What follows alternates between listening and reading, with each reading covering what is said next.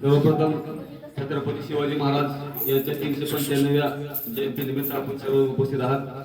आपल्या सर्वांना छत्रपती शिवाजी महाराज जयंतीनिमित्त हार्दिक हार्दिक शुभेच्छा. येथे उपस्थित सर्व बालचिमुकले गावकरी मंडळी, खास करून जमलेले सागर राठोडचे मित्र व त्यांचा वाढदिवस आपण आज साजरा केला. त्याला प्रथम वाढदिवसाचे हार्दिक हार्दिक शुभेच्छा. शिवाजी महाराजांची कीर्ती अफाट होती. छत्रपती शिवाजी महाराज यांच्या राज्यामध्ये सर्व धर्म समभाव होता. सर्वांना एकच न्याय होता. जात धर्म पंथ याच्या पलीकडे आपले राज्य होते. सर्वांना त्यांच्या तत्वानुसार पदे होती. त्याच्या ज्या शिष्टमंडळामध्ये सर्व समाजाचे मुस्लिम असू द्या, बंजारा असू द्या किंवा सर्व 18 पगड जातीचे लोक त्याच्यामध्ये होते. स्त्रियांना सन्मान होता, त्यांना मान होता.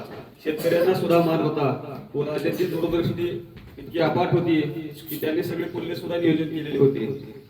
स्वराज्य कसं असावे यासाठी त्यांनी दिशा ठरवून दिलेली आहे. पण आताच्या समाजामध्ये काय झाले नेमके की आपल्याला शिवाजी महाराज समजले नाहीत. आपले शिवाजी महाराज फक्त डीजे पुढे नाचण्यापुरते, स्टेटसला ठेवण्यापुरते किंवा दाढी वाढवण्यापुरते असेच झालेले आहेत.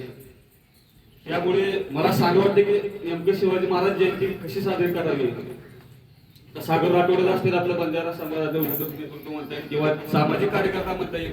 या जयंतीच्या निमित्ताने त्यांनी आपला वाढदिवस गावात किंवा घरी किंवा मुलांना साजरा करता आपल्या शाळेमध्ये येऊन साजरा केला व आपल्या सर्व पुढे एक आदर्श निर्माण केला. त्याबद्दल त्याचे हार्दिक हार्दिक अभिनंदन मी करतो.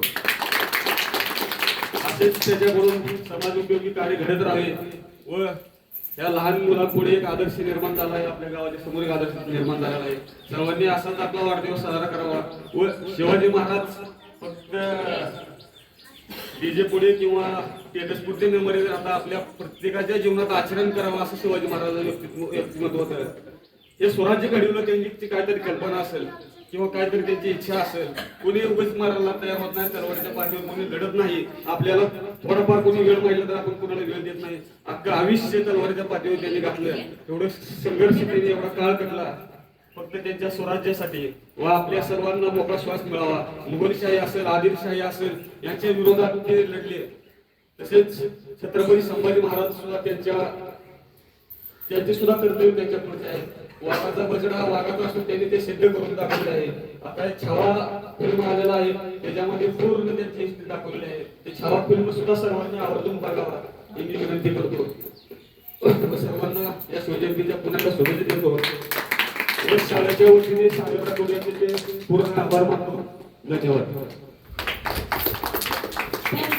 असंच तुमचा पाठिंबा आमच्या शाळेला असावा. शिवाजी महाराज यांच्या एवढी कीर्ती काही होणार नाही पण त्यांच्यात परिणाम त्या छत्रपतीचे काही गुण मी माझ्या विद्यार्थ्यांमध्ये रुजवणार आहे. माझ्या विद्यार्थ्यांचं मनोबल जरा ग्रामस्थांनी ऐकावं यासाठी मी नम्र विनंती करत आहे.